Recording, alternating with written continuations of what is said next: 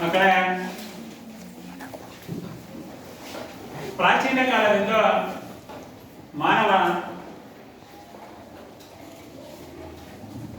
ಬೇಸಾಯ ಮಾಡಿದ್ರೆ ಕಾಡುಗಳಲ್ಲಿ, ಗುಹೆಗಳಲ್ಲಿ, ಪೊಟರೆಗಳಲ್ಲಿ ಜೀವನವನ್ನ ಸಾಗಿಸ್ತಾ ಇದ್ದ. ಯಾವ ಒಂದು ಗಿಡವನ್ನು ತಂದು ನೆಟ್ಟ, ಅದರ ಎಲೆ ತಿನ್ನುವುದನ್ನು ಅಭ್ಯಾಸ ಮಾಡ್ಕೊಂಡ, ಪ್ರಾಣಿ ಪಕ್ಷಿಗಳನ್ನು ಬೇಟೆಯಾಡಿ ತಿಂತಾ ಇದ್ದ. ಕಾಲಾನಂತರದಲ್ಲಿ ಆ ಮಾನವ ಬೇಸಾಯ ಅಂದ್ರೆ ಬೆಂಕಿ ಕಂಡಿಡಿದ ನಂತರ ಬೇಸಾಯ ಮಾಡುವುದನ್ನ ಕಲಿತ. ಹಾಗೆ ಬೇಸಾಯ ಯಾವ ರೀತಿ ಇತ್ತು? ಸ್ಥಿರವಾಗಿ ಬೇಸಾಯ ಮಾಡ್ತಾ ಇರಲಿಲ್ಲ. ಸೋಮ್ಯ ಒಂದ್ ಕಡೆಯಿಂದ ಇನ್ನೊಂದ್ ಕಡೆಗೆ ಹಾಲ್ಕಂಡೆ ಹೋಗ್ತಾರೆ. ಈಗ ಹೇಗೆ ಅಲೆಮಾರಿಗಳು ಒಂದು ಸ್ಥಳದಲ್ಲಿ ಇರ್ತಾರೆ, ಊರ ಹತ್ರ, ಶಾಲೆ ಹತ್ರ, ಊರ್ ಪಕ್ಕದ ಶಾಲೆಯಲ್ಲಿ ಟೆಂಟ್ ಹಾಕೊಂಡಿರ್ತಾರೆ. ನೆಕ್ಸ್ಟ್ ಮುಂದಿನ ಊರುಗಳಲ್ಲಿ ಒಂದು 20 ದಿವಸ ಮುಂದಿನ ಊರುಗಳು ಇರ್ತಾರೆ, ನೋಡಿದಿರಾ ನೀವು? ಆ ರೀತಿ ಜೀವನವನ್ನ ನಡೆಸ್ಕೊಂಡು ಹೋಗ್ತಾ ಇದ್ರು. ಸಿಕ್ಕಿದ್ದೆಲ್ಲ ತಿನ್ಕೊಂಡೆ ಜೀವನವನ್ನ ನಡೆಸ್ಕೊಂಡೆ ಹೋಗ್ತಾ ಇದ್ರು. ಆದರೆ ಮಾನವ ದಿನಗಳಂತೆ ಮಾನವ ಸ್ಥಿರವಾಗಿ ಬೇಸಾಯವನ್ನ ಮಾಡುತ್ತಂತ. ಯಾವಾಗ ಬೇಸಾಯ ಮಾಡೋದಕ್ಕೆ ಸ್ಥಿರವಾಗಿ ಕಲ್ತ ಅಂದ್ರೆ ಜನಸಂಖ್ಯೆ ಹೆಚ್ಚಾದಂಗೆ, ಭೂ ಪ್ರದೇಶ ವಿಸ್ತೀರ್ಣ ಕಡಿಮೆಯಾದಂಗೆ ಒಂದು ಕಡೆ ನೆಲೆ ನಿಂತು ಬೇಸಾಯ ಮಾಡುವುದನ್ನ ಮಾನವ ಕರಗತ ಮಾಡ್ಕೊಂಡ. ಈಗಲೂ ನಾವು ಸಹ ಏನ್ ಮಾಡ್ತಾ ಇದೀವಿ? ನಾವು ಸ್ಥಿರವಾಗಿ ನಿಂತು ಈಗಲೂ ನಾವು ಬೇಸಾಯವನ್ನು ನಾವು ಮಾಡ್ತಾ ಇದ್ದೀವಿ. ಆದರೆ ಯಾವಾಗ ಮಾನವ ತನ್ನ ಕೃಷಿಗೆ ಹೆಚ್ಚು ಭೂಮಿಯನ್ನ ಅಳವಡಿಸಿಕೊಂಡು ಬೇಸಾಯವನ್ನ ಮಾಡ್ತಾ ಬಂದ, ಭೂ ಸಂಪತ್ತು ಏನಾಯ್ತಾ ಬಂತು? ಅಭಿವೃದ್ಧಿ ಆಯ್ತಾ ಬಂತು. ಅಂದ್ರೆ ಎಲ್ಲೆಲ್ಲಿ ಭೂಮಿಗಳಿತ್ತೋ ಆ ಭೂಮಿಗಳನ್ನೆಲ್ಲ ಏನ್ ಮಾಡ್ಕೊಂಡ? ಬೇಸಾಯಕ್ಕೆ ಅಳವಡಿಸ್ತಾ ಬಂದ.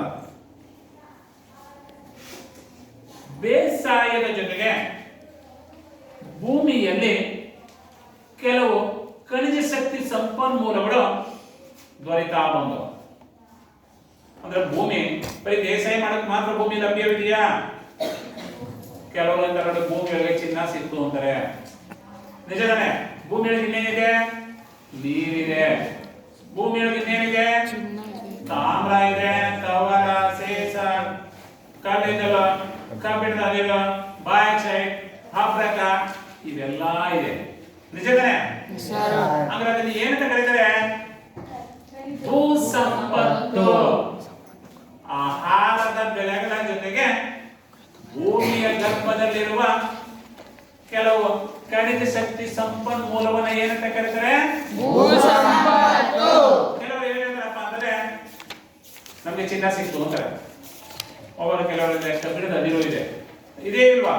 ಹೀಗೆ ಒಂದಲ್ಲ ಒಂದು ರೀತಿಯಲ್ಲಿ ಇವತ್ತು ಮಾನವ ತನ್ನ ವ್ಯವಸಾಯಕ್ಕೆ ಒಳಪಡಿಸುವುದರ ಜೊತೆಗೆ ತನ್ನ ಭೂ ಸಂಪತ್ತು ಸಹ ಏನಾಗ್ತಾ ಇದೆ ಇವತ್ತು ಹೆಚ್ಚು ಹೆಚ್ಚು ಹೆಚ್ಚು ಇರುವಂತಹ ಸಂಪನ್ಮೂಲವನ್ನ ಬಳಸ್ಕೊಂಡು ಮಾನವ ಅಭಿವೃದ್ಧಿ ಆಗ್ತಾ ಇದ್ದಾನೆ. ದೇಶವು ಸಹ ಏನಾಗ್ತಾ ಇದೆ? ಆರ್ಥಿಕವಾಗಿ ಮುಂದುವರಿತಾ ಇದೆ. ಹಾಗಾದ್ರೆ ಮಕ್ಕಳೇ, ಇವತ್ತು ನಾವು ಕರ್ನಾಟಕದಲ್ಲಿ ಭೂ ಸಂಪತ್ತು ಎಂಬ ಪಾಠದ ಬಗ್ಗೆ ನಾವು ತಿಳಿದುಕೊಳ್ಳೋಣ. ಕರ್ನಾಟಕದಲ್ಲಿ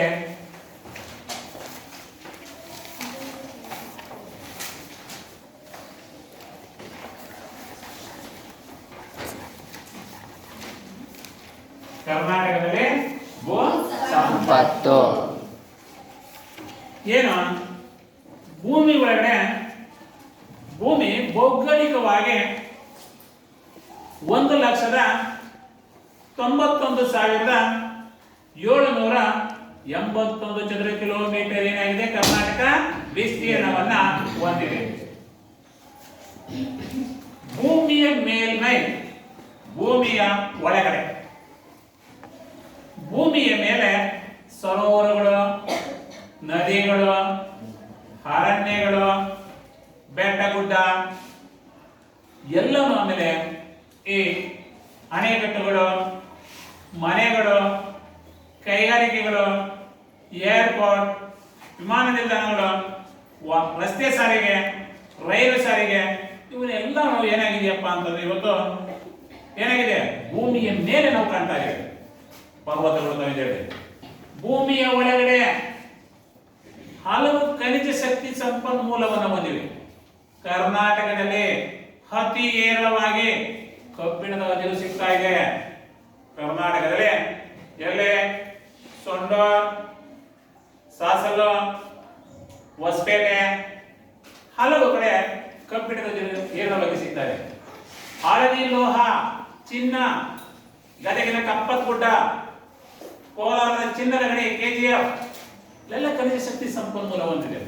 ಮತ್ತೆ ಇಂಥ ಹೆಚ್ಚಾಗಿ ನೈಸರ್ಗಿಕ ಸಂಪನ್ಮೂಲ ಆಗಿರುವುದು ಯಾವುದು? ಮಾನವನ ಮೂಲಭೂತ ಬೇಡಿಕೆಗಳಲ್ಲಿ ಅತಿ ಹೆಚ್ಚು ಅತ್ಯವಶ್ಯಕವಾಗಿರುವಂತ ನೈಸರ್ಗಿಕ ಸಂಪನ್ಮೂಲ ಯಾವುದು? ಯಾವುದು ನೈಸರ್ಗಿಕ ಸಂಪನ್ಮೂಲ? ನೀರು. ನೈಸರ್ಗಿಕ ಸಂಪನ್ಮೂಲ ನೀರು. ಅದು ನೀರನ್ನ ಆಧರಿಸಿ ಇವತ್ತು ವ್ಯವಸಾಯ, ಕೃಷಿ ಕ್ಷೇತ್ರದಲ್ಲಿ ಹೆಚ್ಚು ನಾವು ಅಭಿವೃದ್ಧಿಯನ್ನು ಕಾಣ್ತಾ ಇದ್ದೇವೆ. ಕೈಗಾರಿಕೆಗಳು ಹೆಚ್ಚು ಅಭಿವೃದ್ಧಿಯಾಗಿದೆ. ನೆಕ್ಸ್ಟ್ ಸಾರಿಗೆ ಸಂಪರ್ಕ ಹೆಚ್ಚು ಅಭಿವೃದ್ಧಿ ಆಗ್ತಾ ಇದೆ. ನೆಕ್ಸ್ಟ್ ಬ್ಯಾಂಕ್ಗಳು ಇವತ್ತು ಅಭಿವೃದ್ಧಿಯಾಗಿದೆ. ನೆಕ್ಸ್ಟ್ ವಿಮಾ ಕಂಪನಿಗಳ ಅಭಿವೃದ್ಧಿಯಾಗಿದೆ. ಹೀಗಾಗಿ ಏನಾಗ್ತಾ ಇದೆಯಪ್ಪ ಅಂತಂದ್ರೆ ಇವತ್ತು ಕರ್ನಾಟಕದ ಭೂ ಸಂಪತ್ತಿನಿಂದ ಬಹಳ ಏನಾಗಿದೆ, ನಮಗೆ ಹೆಚ್ಚು ಅನುಕೂಲವನ್ನ ನಾವು ಪಡ್ಕೊಂಡಿದ್ದೀವಿ. ಆದರೆ ನಾವು ಈ ಭೂಮಿಯನ್ನ, ಕರ್ನಾಟಕದ ಭೂಮಿಯನ್ನ ನಾನಾ ಉದ್ದೇಶಗಳಿಗಾಗಿ ಭೂಮಿಯನ್ನ ಬಳಕೆ ಮಾಡ್ಕೊಂಡಿದ್ದೀವಿ. ಕೆಲವರು ಮನೆ ಕಟ್ಕೊಂಡವ್ರೆ, ಕೆಲವರು ಬೇಸಾಯ ಮಾಡ್ತಾವ್ರೆ, ಕೆಲವು ಕಡೆ ಅರಣ್ಯ ಪ್ರದೇಶ ಇದೆ, ಕೆಲವು ಕಡೆ ಮರುಭೂಮಿ ಪ್ರದೇಶ ಇದೆ, ಕೆಲವು ಕಡೆ ಬೀಡು ಬಿಟ್ಟಿದ್ದಾರೆ, ಬೇಸಾಯನೇ ಮಾಡ್ತಾ ಇಲ್ಲ. ಈ ರೀತಿಯಾಗಿ ನಾವು ಈ ಕರ್ನಾಟಕದ ಭೂಮಿಯನ್ನ ನಾವು ಅಂದ್ರೆ ಭೌಗೋಳಿಕ ಪ್ರದೇಶವಾಗಿ ಕರ್ನಾಟಕದ ಭೂಮಿಯನ್ನು ನಾವೇನ್ ಮಾಡಿದ್ವಿ, ನಾವು ಬೇರೆ ಬೇರೆ ರೀತಿಯ ಉದ್ದೇಶಗಳಿಗೆ ನಾವು ಇವತ್ತು ಬಳಸ್ತಾ ಇದ್ದೀವಿ. ಹಾಗಾದ್ರೆ ಅದರಲ್ಲಿ ಈ ಕರ್ನಾಟಕದ ಈ ಭೂ ಬಳಕೆಯ ಅಂದ್ರೆ ಭೂಮಿಯನ್ನ ನಾವು ಯಾವ ರೀತಿ ಬಳಕೆಯನ್ನು ಮಾಡ್ತಾ ಇದೀವಿ, ಅದರ ಪ್ರಮಾಣ ಎಷ್ಟು, ಮಾದರಿಗಳು ಯಾವ್ಯಾವು ಅಂದ್ರೆ ಒಂದನೇದು ನಿವ್ವಳ ಸಾಗುವಳಿ ಭೂಮಿ. ಒಂದನೇದು ನಿವ್ವಳ ಸಾಗುವಳಿ ಭೂಮಿ. ನಿವ್ವಳ ಸಾಗುವಳಿ ಭೂಮಿ ಅಂದ್ರೇನು? ನಿವ್ವಳ ಸಾಗುವಳಿ ಭೂಮಿ ಅಂದ್ರೆ ಒಟ್ಟು ಭೂಮಿಯನ್ನ ಕೃಷಿ ಕ್ಷೇತ್ರಕ್ಕೆ ಎಷ್ಟು ನಾವು ಉಪಯೋಗಿಸ್ತಾ ಇದೀವಿ ಅಂತ 1,91,781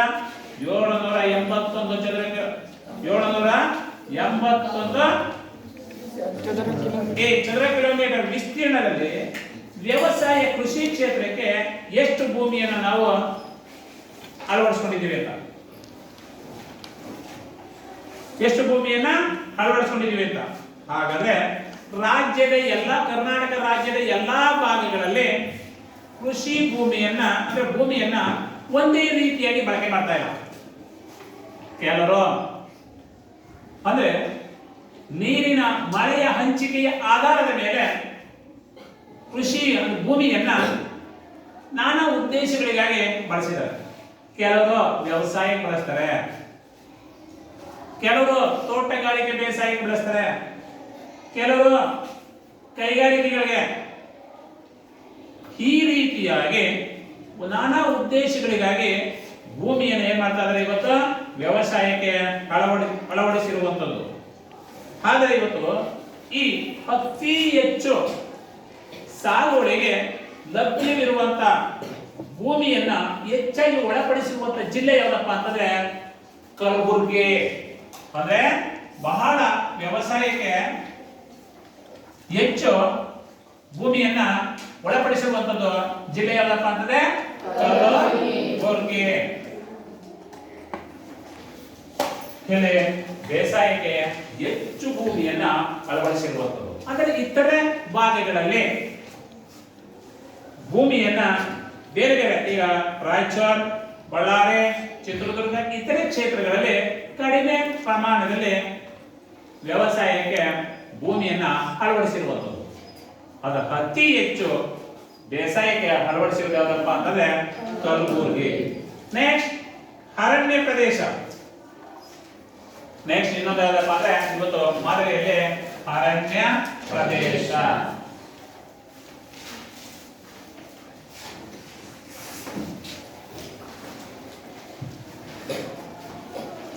ಇವತ್ತು ಮನುಷ್ಯನಿಗೆ ಮೂಲ ಬೇಡಿಕೆಯಾಗಿರುವಂತದ್ದು ನೈಸರ್ಗಿಕ ಸಂಪನ್ಮೂಲಗಳಲ್ಲಿ ನೀರು ಅತ್ಯವಶ್ಯಕ ಅಂತಿವೆ.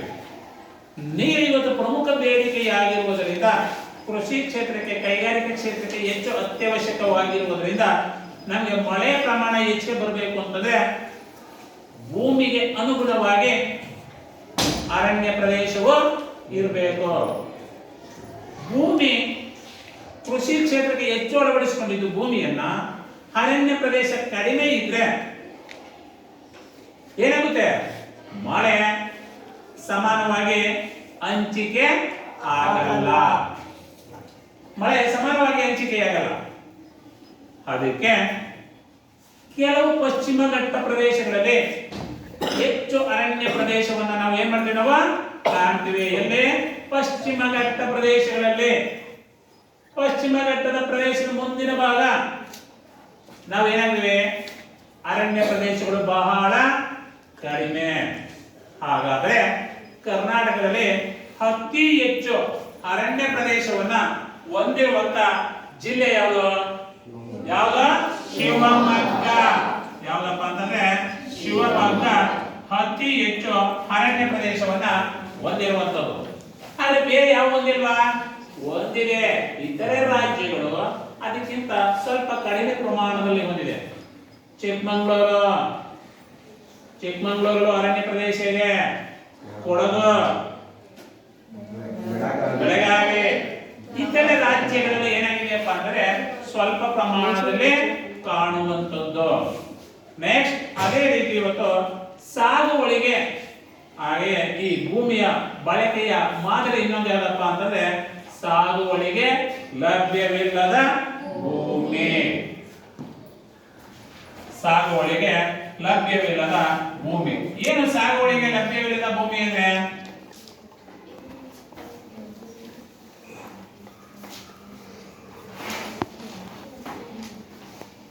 ಸಾಗುವಳಿಗೆ ಲಭ್ಯವಿಲ್ಲದ ಭೂಮಿ ಅಂದ್ರೆ ಬೇಸಾಯನೇ ಮಾಡಕ್ಕಾಗಿದೆ. ಬೇಸಾಯಕ್ಕೆ ಯಾವತ್ತೂ ಆ ಭೂಮಿನ ಒಳಪಡಿಸಕ್ಕೆ ಆಗುವುದೇ ಇಲ್ಲ. ಅಂತ ಭೂಮಿಯನ್ನ ಸಾಗುವಳಿಗೆ ಲಭ್ಯವಿಲ್ಲದ ಭೂಮಿ ಅಂತ ಕರಿತೀವಿ. ಏನ್ ಮಾಡಿದ್ದಾರೆ? ಕೃಷಿ ಕ್ಷೇತ್ರಕ್ಕೆ ಭೂಮಿಯನ್ನ ಅಳವಡಿಸ್ಕೊಂಡಿಲ್ಲ. ಅಂದ್ರೆ ಏನಾಗಿದೆ? ನಗರಗಳು ಬೆಳೆದಿದೆ, ಕೈಗಾರಿಕೆಗಳು ಬೆಳೆದಿದೆ, ಅಣೆಕಟ್ಟುಗಳನ್ನು ನಿರ್ಮಿಸಿದ್ದಾರೆ, ಶಾಶ್ವತವಾಗಿ ಅರಣ್ಯಗಳಿದೆ. ಈ ಭೂಮಿ ಏನಾಗಿದೆ? ಸಾಗುವಳಿಗೆ ಲಭ್ಯವಿಲ್ಲದ ಭೂಮಿ. ಅಂದ್ರೆ ಸಾಗುವಳಿಗೆ ಲಭ್ಯವಿಲ್ಲದ ಭೂಮಿ ಅತಿ ಹೆಚ್ಚಾಗಿ ಹೊಂದಿರುವಂತ ಜಿಲ್ಲೆ ಯಾವುದು? ನಗರ ಯಾವುದು? ಯಾವುದು? ಶಿವಮೊಗ್ಗ ಬಿಟ್ಟರೆ ಯಾವ ನಗರನೇ ಬೆಳೆದೇ ಇಲ್ವಾ? ಬೆಂಗಳೂರು ನಗರ. ಬೆಂಗಳೂರು ಏನಾಗಿದೆ? ಅತಿ ಬೃಹತ್ತಾಗಿ ಬೆಳೆಯುವಂತದ್ದು. ಕೃಷಿ ಕ್ಷೇತ್ರವನ್ನೆಲ್ಲ ನುಂಗ್ತಾ ಇದೆ ಕೈಗಾರಿಕೆಗಳು. ನೆಕ್ಸ್ಟ್ ಕೆರೆಗಳಲ್ಲಿ ನುಂಗ್ಬಿಟ್ರು ಯಾರು? ರಾಜಕೀಯ ವ್ಯಕ್ತಿಗಳು ಹಾಗೂ ಜನಸಾಮಾನ್ಯರು ಕೆರೆಗಳೆಲ್ಲ ನುಂಗಿದ್ದಾರೆ. ಹಾಗೆ ಕೈಗಾರಿಕೆಗಳು ನುಂಗ್ತಾ ಇದೆ. ಹಾಗೆ ಈ ವಾಹನ ನಿಲ್ದಾಣಗಳಿಗೆ ಇವತ್ತು ಶಾಶ್ವತವಾಗಿ ಕೆಲವನ್ನ ಆ ಭೂಮಿಯನ್ನ ಆಕ್ರಮಿಸಿಕೊಂಡು ಯಾವುದೇ ಕಾರಣಕ್ಕೂ ಅದನ್ನು ಬೇಸಾಯಕ್ಕೆ ಆಗಲ್ಲ ಅನ್ನೋ ರೀತಿಯಲ್ಲಿ ಇವತ್ತು ಹೆಚ್ಚಾಗಿ ಈ ಬೆಂಗಳೂರು ನಗರ ಏನಾಗಿದೆಯಪ್ಪ ಅಂದ್ರೆ ಸಾಗುವಳಿಗೆ ಲಭ್ಯವಿಲ್ಲದ ಭೂಮಿಯಾಗಿ ಮೊದಲನೇ ಸ್ಥಾನವನ್ನು ಹೊಂದಿದೆ. ಇತರೆ ಜಿಲ್ಲೆಗಳು ಸಹ ಹೊಂದಿದೆ. ಇವತ್ತು ಮೈಸೂರು ಬೆಳೀತಾ ಇದೆ, ಬೆಳಗಾವಿ ಬೆಳೀತಾ ಇದೆ, ಬಳ್ಳಾರಿ, ತುಮಕೂರು, ಶಿವಮೊಗ್ಗ ಇವೆಲ್ಲ ಇವತ್ತು ಏನಾಗಿದೆ ಅತಿ ಹೆಚ್ಚಾಗಿ ಇವತ್ತು ಬೃಹದಾಕಾರವಾಗಿ ಬೆಳೀತದೆ. ಯಾಕೆ? ಜನಸಂಖ್ಯೆ ಏನಾಗ್ತಾ ಇದೆ, ಹೆಚ್ಚಾಗ್ತಾ ಇರೋದ್ರಿಂದ ಜನಸಂಖ್ಯೆಗೆ ಅನುಗುಣವಾಗಿ ಕೃಷಿ ಕ್ಷೇತ್ರ ಕಡಿಮೆಯಾಗ್ತಾ ಇದೆ. ಕೃಷಿ ಕ್ಷೇತ್ರ ಕಡಿಮೆಯಾಗಿ ಆ ಕೃಷಿ ಭೂಮಿಯನ್ನ ಬೇರೆ ಬೇರೆ ಉದ್ದೇಶಗಳಿಗಾಗಿ ಬಳಸ್ಕೊಳ್ತಾ ಇದ್ದಾರೆ. ಕೆಲವು ಕಡೆ ಏರ್ಪೋರ್ಟ್, ಶಿವಮೊಗ್ಗ ಏರ್ಪೋರ್ಟ್ ಮಾಡಿದ್ರು, 1000 ಎಕರೆ ಭೂಮಿ ಹೋಯ್ತು ಕೃಷಿ ಕ್ಷೇತ್ರ. ಬಳ್ಳಾರಿಯಲ್ಲಿ ಏರ್ಪೋರ್ಟ್ ಮಾಡ್ತೀನಿ ಅಂತಂದ್ರು, ರೈತರ ಭೂಮಿಯನ್ನ ಬಿಟ್ಕೊಟ್ಟಿಲ್ಲ. ಮೈಸೂರಲ್ಲಿ ಏರ್ಪೋರ್ಟ್ ಮಾಡ್ತಾ ಇದ್ದಾರೆ. ನೆಕ್ಸ್ಟ್ ತುಮಕೂರಲ್ಲಿ ಈಗ ಅಂತಾರಾಷ್ಟ್ರೀಯ ವಿಮಾನ ನಿಲ್ದಾಣವನ್ನು ನಿರ್ಮಿಸ್ತೀನಿ ಅಂತ ಹೇಳಿದ್ದಾರೆ. ಈಗ ತುಮಕೂರಲ್ಲಿ ಅದು ಕಾರ್ಯಾರಂಭ ಮಾಡ್ತೀನಿ ಅಂತ ಹೇಳಿದ್ದಾರೆ. 1000 ಎಕರೆ ಭೂಮಿ ಆಯ್ತು. ದಿನೇ ದಿನೇ ಕೃಷಿ ಕ್ಷೇತ್ರ ತನ್ನ ಭೂಮಿಯನ್ನು ಕಳ್ಕೊಳ್ತಾ ಹೋದ್ರೆ ನಮ್ಗೆ ಮುಂದೆ ಒಂದು ದಿನ ಆಹಾರದ ಸಮಸ್ಯೆ, ಚಿನ್ನ ಹೆಂಗೆ ಇವತ್ತು ದರ ಏರಿಕೆಯಾಗಿದೆಯೋ ಆಹಾರದ ಸಮಸ್ಯೆ ಬಹಳ ದೊಡ್ಡ ಸಮಸ್ಯೆಯನ್ನು ನಾವು ಕಾಣ್ತೀವಿ. ಸ್ವಾತಂತ್ರ್ಯ ಬಂದಂತ ಸಂದರ್ಭದಲ್ಲಿ ನಾವು ಆಹಾರ ಸಮಸ್ಯೆಯನ್ನು ನಾವು ಗಣನೀಯವಾಗಿ ನಾವು ಕಂಡಿದ್ದು. ಮುಂದೆ ಆ ರೀತಿ ಸಮಸ್ಯೆನ ಕಾಣಬೇಕಾಗ್ತದೆ. ಬಹಳ ಅನ್ನ, ಒಂದು ಸುತ್ತ ಹಣ್ಣಕ್ಕೂ ಬಹಳ ನಾವು ಕಷ್ಟವನ್ನು ಎದುರಿಸಬೇಕಾಗ್ತದೆ. ಯಾಕಪ್ಪ ಅಂದ್ರೆ ಕೃಷಿ ಭೂಮಿಯನ್ನೇ ಸರ್ಕಾರ ಏನ್ ಮಾಡ್ತದೆ, ನಾನಾ ಉದ್ದೇಶಗಳಿಗೆ, ರಸ್ತೆಗಳ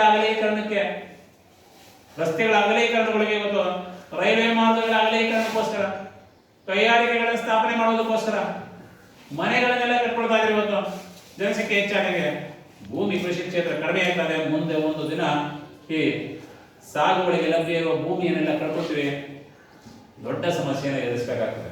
ಬಹಳ ತುಂಬಾ ಇದು ಬಹಳ, ಯಾಕಪ್ಪ ಅಂದ್ರೆ ವ್ಯವಸಾಯ ಮಾಡೋದು ಕಡಿಮೆ ಆಗ್ತದ್ರೆ, ಎಲ್ಲ ನಗರಗಳಿಗೆ ವಲಸೆ ಬರ್ತಾದ್ರೆ ವ್ಯವಸಾಯದ ಭೂಮಿನೂ ಸಹ ಏನಾಗ್ತಾ ಇದೆ ಇವತ್ತು, ಕಡಿಮೆ ಆಗ್ತಾ ಇದೆ ಇವತ್ತು.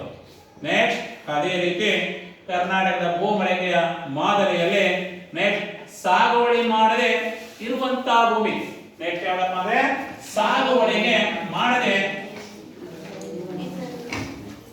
ಸಾಗುವಳಿ ಮಾಡದೆ ಇರುವ ಭೂಮಿ.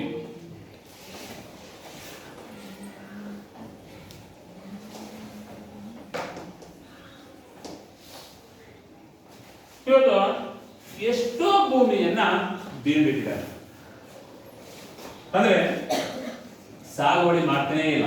ಯಾಕೆ ಸಾಗುವಳಿ ಮಾಡ್ತಾ ಇಲ್ಲಪ್ಪ ಅಂತಂದ್ರೆ, ಸರ್ಕಾರ ಒಂದು ಹಳ್ಳಿಗೆ ಇಷ್ಟು ಅಂತ 100 ಎಕರೆ, 150 ಎಕರೆ, 200 ಎಕರೆ ಗೋಮಾಳ ಅಂತಿದೆ. ಜನಗಳೇನು ನೀವೇನೋ ಮನೆ ಕಟ್ಕೊಬಿಟ್ರಿ, ಆದ್ರೆ ಪ್ರಾಣಿಗಳಿಗೆ ಎಲ್ಲಿ ನಿಮ್ಮ ಮನೆಗಳಲ್ಲಿ 24 ಗಂಟೆಗಳಲ್ಲಿ ಕೂಡ ಬೇಕಾಗುತ್ತಾ? ಅದಕ್ಕೆ ಸರ್ಕಾರ ಏನ್ ಮಾಡಿದೆ, ದೊಡ್ಡ ದೊಡ್ಡ ಗ್ರಾಮಗಳಿಗೆ ಅನುಗುಣವಾಗಿ ಸರ್ಕಾರ ಕೆಲವು ಗೋಮಾಳಗಳನ್ನ ನಿರ್ಮಿಸಿದೆ. ಅಂದ್ರೆ ಅದನ್ನ ಯಾವುದೇ ಕಾರಣಕ್ಕೂ ಭೂಮಿಗೆ, ವ್ಯವಸಾಯಕ್ಕೆ ಭೂಮಿನ ಒಳಪಡಿಸಿದೇನೆ ಇದ್ರು. ಬೆಟ್ಟ ಗುಡ್ಡ ಪ್ರದೇಶಗಳು, ಅದ್ಭುತ ಪ್ರದೇಶಗಳಿದೆಯಲ್ಲ, ಅದನ್ನ ಗೋಮಾಳ ಅಂದ್ಬಿಟ್ಟು ಸರ್ಕಾರ ಏನ್ ಮಾಡಿದೆ, ಅದನ್ನ ಸೂಚಿಸಿದೆ. ಆ ಗೋಮಾಳ ಪ್ರದೇಶವನ್ನ ಯಾರು ಅತಿಕ್ರಮಣ ಮಾಡುವಂತಿಲ್ಲ. ಕೆಲವು ಮರಗಳನ್ನ ನೆಟ್ಟಿದೆ, ಕೆಲವು ತೋಪುಗಳನ್ನ ಮಾಡಿದೆ, ಅದನ್ನು ಯಾರು ನಾವು ಆಕ್ರಮಣ ಮಾಡಿಕೊಳ್ಳುವಂತಿಲ್ಲ. ರಾಜಕೀಯ ವ್ಯಕ್ತಿಗಳೇ ಆಗಲಿ, ನೆಕ್ಸ್ಟ್ ಸಾರ್ವಜನಿಕರೇ ಆಗಲಿ, ಯಾರಿಗೆ ಆ ಗೋಮಾಳವನ್ನು ನಾವು ಅತಿಕ್ರಮಣ ಮಾಡಿಕೊಂಡು ವ್ಯವಸಾಯಕ್ಕೆ ನಾವು ಒಳಪಡಿಸುವಂತಿಲ್ಲ. ಅವು ಶಾಶ್ವತವಾಗಿ, ಯಾಕೆ ಊರಿನ ದನ ಎಮ್ಮೆಗಳೆಲ್ಲ ಅಲ್ಲೋಗಿ ಗೋಮಾಳದಲ್ಲಿ ಬೆಳಗಿಂದ ಸಾಯಂಕಾಲ ಗಂಟೆ ಮೇಯ್ಕೊಂಡೆ ವಾಪಸ್ ಬರುವಂಥದ್ದು. ಇದು ಹೆಂಗೆ ಪ್ರಾಣಿಗಳಿಗೆ, ಹೆಂಗೆ ಪ್ರಾಣಿ ಸಂಗ್ರಹಾಲಯ ಅಂತ ಹೆಂಗೆ ಒಂದ್ ಸ್ವಲ್ಪ ಜಮೀನನ್ನ ಹೇಗೆ ಸರ್ಕಾರ ತೆರೆದಿಟ್ಟಿದೆಯೋ, ಹಾಗೆ ಮನೆಯಲ್ಲಿರುವಂತ ಈ ಪ್ರಾಣಿಗಳಿಗೆ ಆ ಹೊರಗಡೆ ಮೇವನ್ನ ಆರಿಸ್ಕೊಂಡು ಹೋಗುವಂತಹ ಸಂದರ್ಭದಲ್ಲಿ ಅವು ಮೇವು ಸಿಗ್ಲಿ ಅಂದ್ಬಿಟ್ಟು ಶಾಶ್ವತವಾಗಿ ಗೋಮಾಳವನ್ನ ಏನ್ ಮಾಡಿದೆ, ಬಿಟ್ಟಿದೆ. ಅಲ್ಲಿ ಪ್ರಾಣಿ ಪಕ್ಷಿಗಳು ಅಲ್ಲಿ ಗೋಮಾಳದಲ್ಲಿ ಹೋಗಿ ಮೇಯುವಂಥದ್ದು, ಅದನ್ನು ಯಾವ ಅತಿಕ್ರಮಣ ಮಾಡುವಂತಿಲ್ಲ. ಹಾಗಾದ್ರೆ ಕರ್ನಾಟಕದಲ್ಲಿ ಅತಿ ಹೆಚ್ಚು ಗೋಮಾಳವನ್ನ ಹೊಂದಿರುವಂತ ಜಿಲ್ಲೆ ಯಾವ್ದಪ್ಪ ಅಂತಂದ್ರೆ ಯಾವ್ದು? ಶಿವಮೊಗ್ಗ. ಯಾವ್ದು? ಶಿವಮೊಗ್ಗ. ಯಾವುದೇ ಕಾರಣ ಯಾಕಪ್ಪ ಅಂದ್ರೆ ಶಿವಮೊಗ್ಗ ಹೆಚ್ಚು ಅರಣ್ಯ ಪ್ರದೇಶವನ್ನು ಹೊಂದಿರುವಂತದ್ದೇ ಅದು. ಬಹಳ ಬಹಳ ಭೂಮಿ ಇದೆ. ಅದಕ್ಕೆ ಸರ್ಕಾರ ಏನ್ ಮಾಡಿದೆ, ಗೋಮಾಳವನ್ನ ಇಂತಿಷ್ಟು ಅಂದ್ಬಿಟ್ಟು ನಿಗದಿ ಮಾಡಿದೆ. ನೆಕ್ಸ್ಟ್ ಬೀಳು ಭೂಮಿ. ಏನು ಬೀಳು ಭೂಮಿ? ಕೆಲವು ಬೇಸಾಯ ಮಾಡಿಕೆ ಆಗದೆ ಹಾಗೆ ಬಿಟ್ಬಿಟ್ಟಿದ್ದಾರೆ, ಬೇಸಾಯನೇ ಮಾಡ್ತಾ ಇಲ್ಲ. ಬೀಳು ಭೂಮಿ ಅಂದ್ರೆ ವ್ಯವಸಾಯಕ್ಕೆ ಕೆಲವು ಒಳಪಡದೇ ಇರುವಂತ ಭೂಮಿ, ಹಗ್ಗು ತಗ್ಗುಗಳಿಂದ ಕೂಡಿರುವಂತದ್ದು, ಬಹಳ ಅದ್ಭುತಗಳು. ಅಂದ್ರೆ ಭೂಮಿ ಹೆಚ್ಚು ಫಲವತ್ತತೆಯನ್ನು ಕಳ್ಕೊಂಡಿರುವಂತದ್ದು, ಭೂಮಿಯಲ್ಲಿ ಹೆಚ್ಚು ಉಪ್ಪಿನಂಶ ಇರುವಂತದ್ದು, ಅಂದ್ರೆ 2-3 ವರ್ಷ ಬೆಳೆ ಮಾಡದೇನೆ ಬಿಟ್ಬಿಟ್ಟಿರುವಂತದ್ದು. ಈ 2-3 ವರ್ಷಕ್ಕೆ ಹೆಚ್ಚಿಗೆ ವರ್ಷಗಳ ಕಾಲ ಬೆಳೆನೇ ಮಾಡ್ತಾ ಇಲ್ಲ. ಯಾಕೆ? ಇರೋರು ಒಬ್ರು ಇಬ್ರು ನಗರಗಳಿಗೆ ವಲಸೆ ಬರ್ತಾ ಇದ್ದಾರೆ, ಬೇಸಾಯ ಮಾಡ್ತಾ ಇಲ್ಲ. ವ್ಯವಸಾಯದಲ್ಲಿ ಸರಿಯಾಗಿ ಸರ್ಕಾರ ದರವನ್ನು ನಿಗದಿ ಮಾಡದೇ ಇರುವುದರಿಂದ ವ್ಯವಸಾಯದಲ್ಲಿ ರೈತರಿಗೆ ನಷ್ಟ ಉಂಟಾಗ್ತಾ ಇರೋದ್ರಿಂದ ರೈತ ಏನಾಗ್ತಾನೆ, ವ್ಯವಸಾಯದಲ್ಲಿ ನಿರುತ್ಸಾಹವನ್ನು ಕಾಣ್ತಾ ಇರೋದ್ರಿಂದ ಈಗ ಏನಾಗ್ತದಪ್ಪ ಅಂದ್ರೆ ಬೇಸಾಯವನ್ನು ಬಿಟ್ಟು ಹೆಚ್ಚಿನ ಸಂಖ್ಯೆಯಲ್ಲಿ ನಗರಗಳಿಗೆ ವಲಸೆ ಬರ್ತಾ ಇದ್ದಾರೆ. ಅದಕ್ಕೆ ನಗರ ಏನಾಗ್ತಾ ಇದೆ, ಇವತ್ತು ದೊಡ್ಡ ಕಾಲವಾಗಿ ಇವತ್ತು ಬೆಂಗಳೂರು ಬೆಳೀತಾ ಇದೆ. ಇವತ್ತು ಬಹಳ ದೊಡ್ಡದಾಗಿ ಬೆಳೀತಾ ಇರುವಂಥದ್ದು. ಮೊದಲ ನಗರ ಬರೀ ಬೆಂಗಳೂರು ಅಂತಿತ್ತು, ಆಮೇಲೆ ಏನ್ ಮಾಡಿದ್ರು, ನಗರ ಬೇರೆ ಮಾಡಿದ್ರು, ಗ್ರಾಮೀಣ ಬೇರೆ ಮಾಡೋದು. ಈಗ ಮುಂದಿನ ದಿನಗಳಲ್ಲಿ ಏನ್ ಮಾಡಿದ್ರೆ ರಾಮನಗರ ಚನ್ನಪಟ್ಟಣದವರೆಗೂ ಹೋಗ್ತೀನಿ ಅಂತ ಹೇಳಿದ್ದಾರೆ, ಗ್ರಾಮೀಣ ಭಾಗ ಅಲ್ಲಿವರೆಗೂ ಸೇರಿಸ್ತೀನಿ ಅಂತ ಹೇಳಿದ್ದಾರೆ. ಈಗ ಕನಕಪುರ ಈ ಕಡೆ, ಮಾಗಡಿ, ಚನ್ನಪಟ್ಟಣ, ರಾಮನಗರ, ಬಿಡದೆ ಏನಿದೆ ಅವೆಲ್ಲ ಬೆಂಗಳೂರು ಗ್ರಾಮಾಂತರ ಮಾಡ್ತೀನಿ ಅಂತ ಹೇಳಿದ್ದಾರೆ.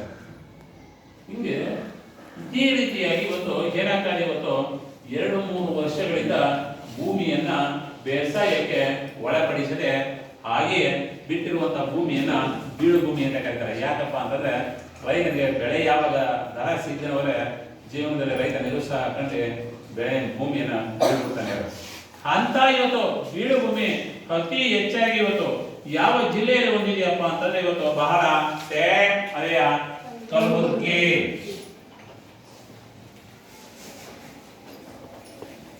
ಯಾವ್ದ? ಕಲಬುರಗಿ.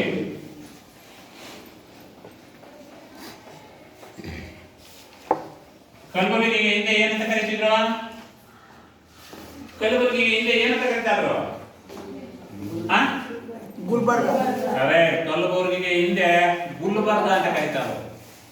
ಯಾಕೆ ಕಲಬುರಗಿ ಅಂತ ಕರೆದ್ರು? ಗುಲ್ಬರ್ಗ ಅಂತ ಯಾಕೆ ಕರೀಲಿಲ್ಲ?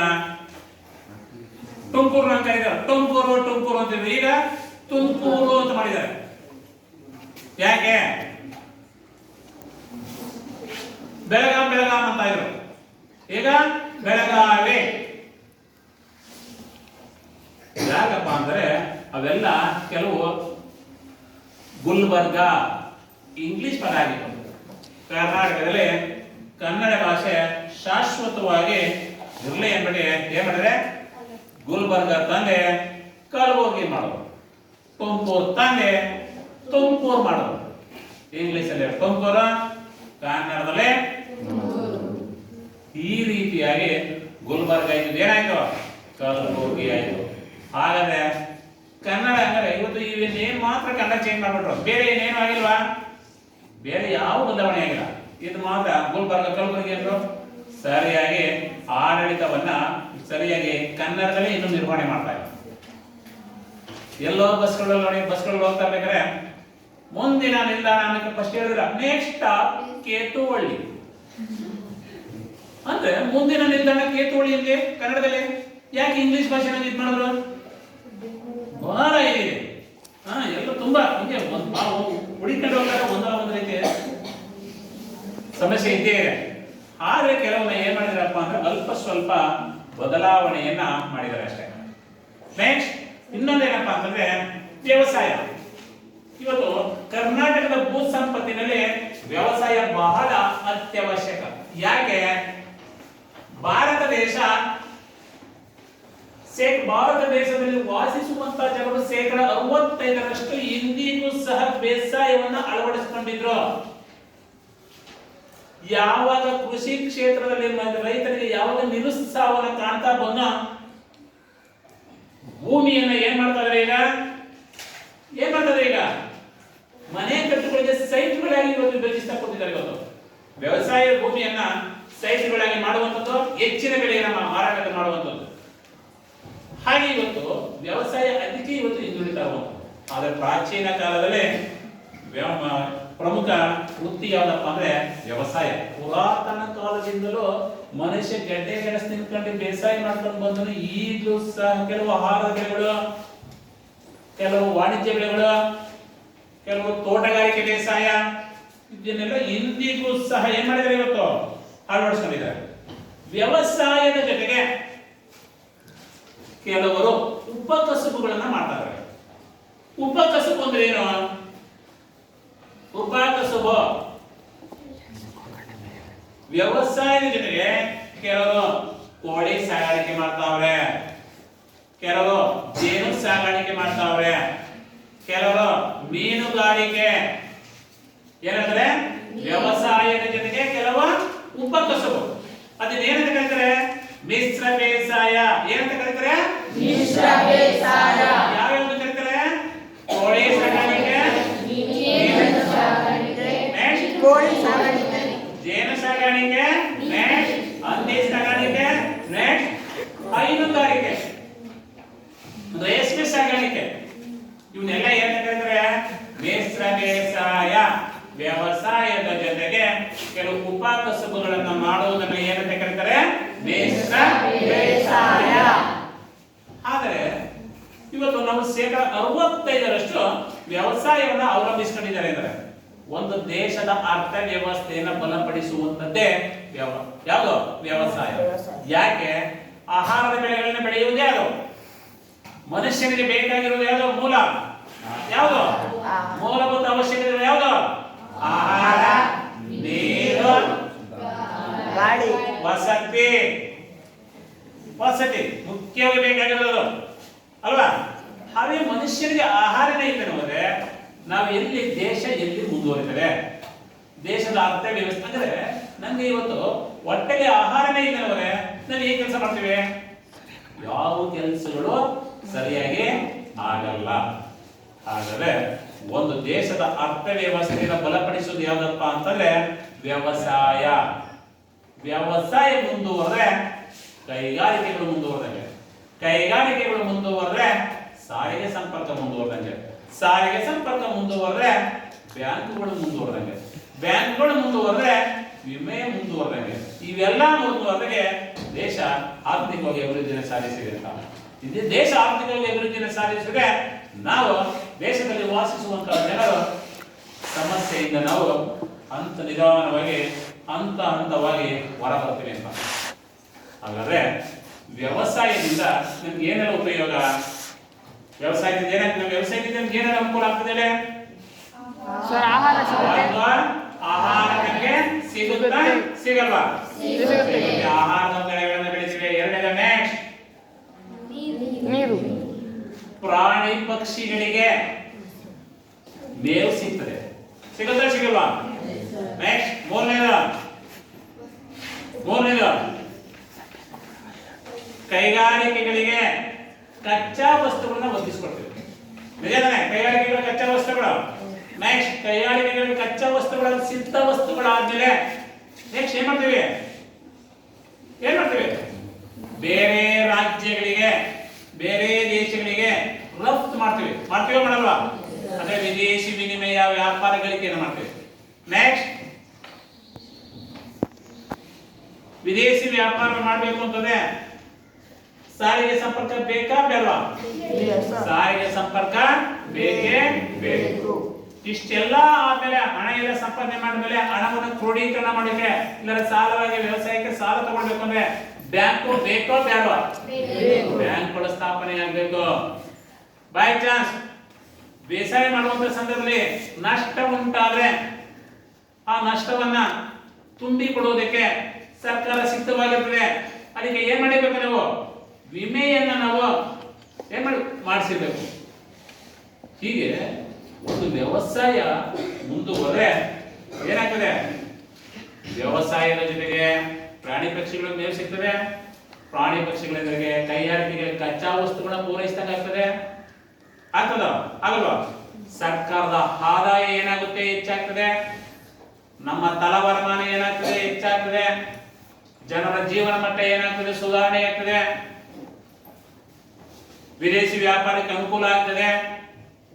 ಬ್ಯಾಂಕುಗಳು ಸ್ಥಾಪನೆ ಆಗ್ತವೆ, ವಿಮಾ ಕಂಪನಿಗಳು ಸ್ಥಾಪನೆ ಆಗ್ತವೆ. ಹಾಗಾದ್ರೆ ಇಷ್ಟೆಲ್ಲ ವ್ಯವಸಾಯ ಬೈ ಚಾನ್ಸ್ ಹಿಂದುಳಿದ್ರೆ ಇವೆಲ್ಲ ಏನಾಗ್ತವೆ? ವ್ಯವಸಾಯ ಒಂದು ಹಿಂದುಳಿದ್ರೆ ಪ್ರಾಣಿ ಪಕ್ಷಿಗಳಿಗೆ ಆಹಾರ ಇಲ್ಲ, ಕೈಗಾರಿಕೆಗಳಿಗೆ ಕಚ್ಚಾ ವಸ್ತುಗಳಿಲ್ಲ, ನಾವು ಬೇರೆ ದೇಶದ ವಸ್ತುಗಳನ್ನ ಕಳಿಸ್ಕೊಡಲ್ಲ, ಬ್ಯಾಂಕಲ್ಲಿ ಹಣದ ವ್ಯವಹಾರ ಇಟ್ಕೊಳ್ಳಲ್ಲ, ನಮ್ಮ ಜೀವನ ಮಟ್ಟ ಸುಧಾರಣೆ ಆಗಲ್ಲ, ಇನ್ಶೂರೆನ್ಸ್ ಮಾಡಿಸಲ್ಲ, ಎಲ್ಲ ಬಿದ್ದೋಗ್ತದೆ. ಆಗ ದೇಶನೇ ಅಲೆ, ರಾಜ್ಯನೇ ಅಲೆ ಹಿನ್ನಡೆಯಾಗ್ತದೆ. ಅದಕ್ಕೆ ವ್ಯವಸಾಯ ಬಹಳ ಇಂಪಾರ್ಟೆಂಟ್. ತುಂಬಾ ವ್ಯವಸಾಯಕ್ಕೆ ಹೆಚ್ಚು ಮೊದಲು ನಾವು ಆದ್ಯತೆಯನ್ನು ಕೊಡಬೇಕು. ವ್ಯವಸಾಯ ಆದ್ಯತೆ ಕೊಟ್ರೆ ಏನಾಗ್ತದೆ? ಒಂದು ಏನಾಗೋದು? Chain link. ಒಂದು ಮುಂದುವರೆದ್ರೆ ಇನ್ನೊಂದು ಮುಂದುವರಿತಾ ಹೋಗ್ತದೆ.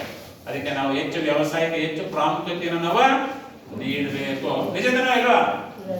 ಹಾಗಾದ್ರೆ ವ್ಯವಸಾಯದ ವಿಧಗಳು ಯಾವುದು? ವ್ಯವಸಾಯದ ವಿಧಗಳು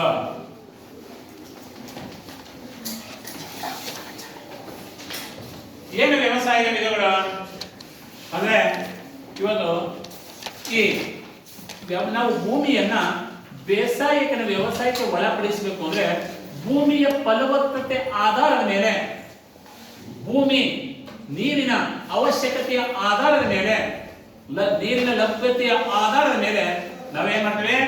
ಭೂಮಿಯನ್ನ ವ್ಯವಸಾಯಕ್ಕೆ ನಾವು ಒಳಪಡಿಸ್ತಾ ಹೋಗ್ತೀವಿ. ಒಳಪಡಿಸ್ತಾ ಹೋಗ್ತೀವಿ. ನೀರಿದ್ರೆ ಹೆಚ್ಚು ಭೂಮಿಯನ್ನು ಒಳಪಡಿಸ್ತೀವಿ. ನೀರು ಕಡಿಮೆ ಪ್ರಮಾಣದಲ್ಲಿದೆ, ಕಡಿಮೆ ಪ್ರಮಾಣದಲ್ಲಿ ವ್ಯವಸಾಯಕ್ಕೆ ಭೂಮಿನ ಒಳಪಡಿಸ್ತಾ ಹೋಗ್ತೀವಿ. ಹಾಗೆ ಇವತ್ತು ಏನಪ್ಪಾ ಅಂತಂದ್ರೆ ಇವತ್ತು ಈ ನೀರಾವರಿ ಆಧಾರದ ಮೇಲೆ ಇವತ್ತು ಕೆಲವು ಭೂಮಿಯನ್ನು ನಾವೇನ್ ಮಾಡ್ತಾ ಇದೀವಿ? ವ್ಯವಸಾಯಕ್ಕೆ ಒಳಪಡಿಸ್ತಾ ಹೋಗ್ತಾ ಇದೀವಿ. ಹಾಗಾದ್ರೆ ಯಾವುದು? ಒಂದು ಜೀವನಾಧಾರಿತ ಬೇಸಾಯ, ಎರಡನೇದು ಯಾವುದು? ಎರಡನೇದು ಒಂದು ಜೀವನಾಧಾರಿತ ಬೇಸಾಯ, ಇನ್ನೊಂದು ನೀರಾವರಿ ಬೇಸಾಯ, ಮೂರನೇದು ಒಣ ಬೇಸಾಯ, ನಾಲ್ಕನೇದು ಮಿಶ್ರ ಬೇಸಾಯ, ಐದನೇದು ತೋಟಗಾರಿಕೆ ಬೇಸಾಯ. ಒಂದನೇದು ಜೀವನಾಧಾರಿತ ಬೇಸಾಯ, ಎರಡನೇದು ಒಂದು ನೀರಾವರಿ ಬೇಸಾಯ.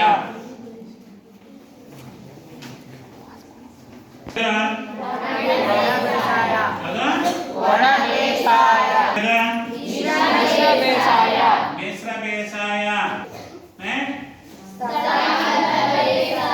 ಸ್ಥಳಾಂತರ ಬೇಸಾಯ. ಜೀವನಾಧಾರಿತ ಬೇಸಾಯ ಅಂದ್ರೆ ಜೀವನಕ್ಕೆ ಎಷ್ಟು ನಮಗೆ ಕೆಲವೆಲ್ಲ ಏನಂತಿರೋದ ಜೀವನಕ್ಕೆ ಎಷ್ಟು ಅವಶ್ಯಕತೆ ಅಷ್ಟು ಆಹಾರ ಬೆಳೆಗಳನ್ನ ಬೆಳ್ಕೊತಾ ಇದ್ರು. ಜೀವನಕ್ಕೆ ಎಷ್ಟು ಅವಶ್ಯಕತೆಯ ಅಷ್ಟು ಆಹಾರದ ಮಾತ್ರ ಬೆಳೆಗಳನ್ನ ಬೆಳ್ಕೊತಾ ಇದ್ರು. ಈಗ ಏನಾಗಿದೆ? ಈಗ ನಾವು ಅದಕ್ಕೆ ಮನುಷ್ಯನಿಗೆ ಜೀವನ ಶೈಲಿ ಬದಲಾವಣೆಗೆ ಎಷ್ಟು ನಮ್ಗೆ ಅವಶ್ಯಕತೆ ಅದಕ್ಕಿಂತ ಹೆಚ್ಚಾಗಿ ಇವತ್ತು ನಾವು ಬೆಳೆಗಳನ್ನ ಬೆಳೀತಾ ಇದ್ದೀವಿ. ಲಾಭ ಕೊಡುವಂತ ಬೆಳೆಗಳು, ಕೆಲವರು ಅಡಿಕೆ, ಕೆಲವರು ಕಾಫಿ, ಟೀ, ಮೆಣಸು, ಹಣ್ಣುಗಳು ಇವೆಲ್ಲ ಬೆಳೀತಾರೆ. ಮತ್ತೆ ಬರೀ ರಾಗಿ, ಜೋಳ, ಭತ್ತ ಇವು ಬೆಳೀತಾರೆ. ಈಗ ನಾನಾ ರೀತಿ ಬೆಳೆಗಳನ್ನ ಬೆಳೀತಾರೆ. ಯಾಕೆ? ನೀರಾವರಿಗೆ ಅನುಗುಣವಾಗಿ ಭೂಮಿಯ ಫಲವತ್ತತೆಯ ಆಧಾರದ ಮೇಲೆ ನಾವು ಬೇಸಾಯವನ್ನ ಏನ್ ಮಾಡ್ತಾ ನಾವು ಕೃಷಿ ಭೂಮಿಯ ಭೌಗೋಳಿಕವಾಗಿ ಭೂಕ್ಷೇತ್ರವನ್ನ ಏನ್ ಮಾಡ್ತಾ ನಾವು ಅಳವಡಿಸ್ಕೊಳ್ತಾ ಹೋಗ್ತಾ ಇದೀವಿ. ನಿಜನೇ? ಇಲ್ಲಿವರೆಗೂ ನಾವು ಏನು ಇವಾಗ ಪಾಠ ಮಾಡಿದ್ವೋ ಅದನ್ನ ನಾವು ಈಗ ಕೆಲವು ಪ್ರಶ್ನೆಗಳು ಕೇಳ್ತೀನಿ. ಆ ಪ್ರಶ್ನೆಗಳಿಗೆ ನೀವು ಉತ್ತರಿಸಬೇಕು. ಕೇಳಿಸ್ತಾ ಇದೆಯಾ?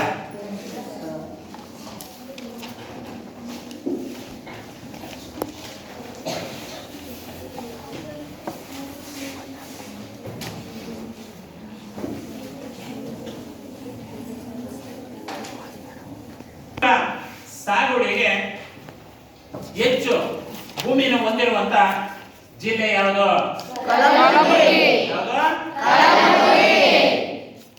ನೆಕ್ಸ್ಟ್, ಬೀಡು ಭೂಮಿ ಹೊಂದಿರುವ ಹೊಂದಿರುವಂತ ಜಿಲ್ಲೆ ಯಾವುದು? ಯಾವುದು? ಹೆಚ್ಚು ಅರಣ್ಯ ಪ್ರದೇಶವನ್ನು ಹೊಂದಿರುವಂತ ಜಿಲ್ಲೆ ಯಾವುದು? ಸರಿ, ಹಾಗಾದ್ರೆ ಈ ಪಾಠಗಳಿಗೆ ಒಂದು ಕ್ವಶನ್ ಕೇಳ್ತೀನಿ, ಕೊಡ್ತೀನಿ, ನೀವು ಬರ್ಕೊಂಡು ನೀವು ಬರ್ಬೇಕು. ಸರಿಯಾ? ಮಿಶ್ರ ಬೇಸಾಯ ಎಂದರೇನು?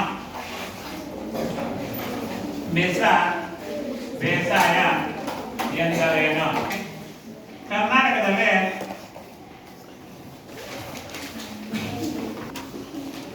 ಕೃಷಿ ಹೇಗೆ ಪ್ರಾಮುಖ್ಯತೆಯನ್ನ